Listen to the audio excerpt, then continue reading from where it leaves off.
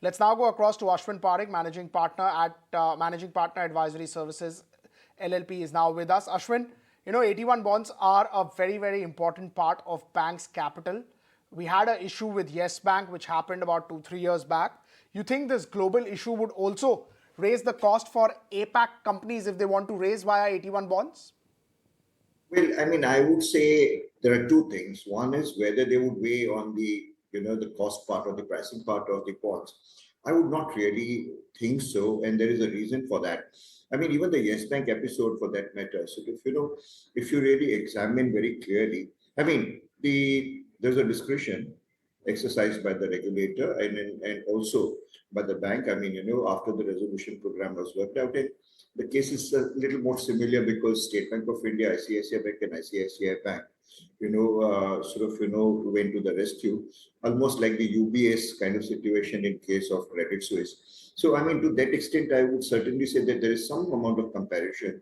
However, the decision of writing down, or having zero value for the AT1 bonds for Yes Bank is very different compared to, let's say, the other AT1 bonds issued by. So today, what seems to be happening is that the investors are largely they do a little bit more due diligence when they pick up AT1 bonds. Largely you find banks picking up, the other banks picking up AT1 bonds. You will have some insurance companies who pick up, and then mutual funds sometimes pick up the AT1 bonds.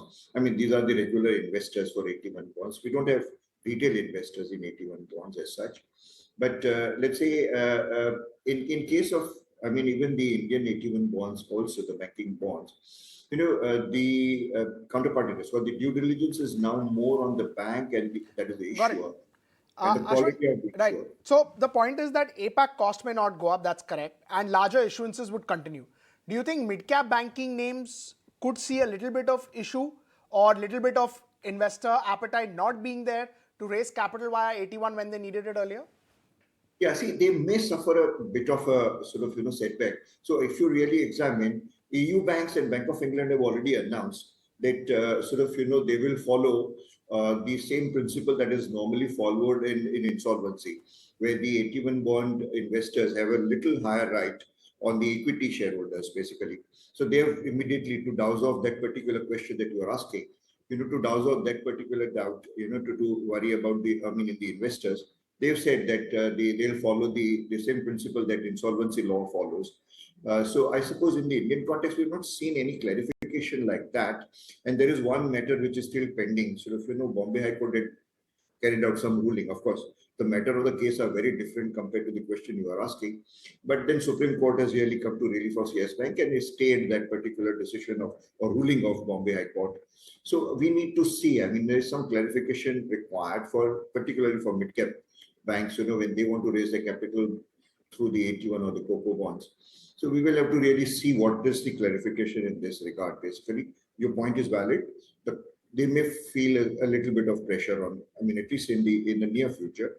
After a while, things may settle down, I thought. Right.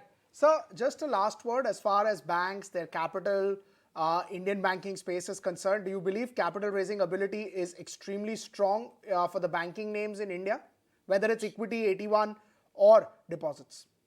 It is. See, I'll tell you what seems to be happening. There are two factors which are playing out for banking system in India.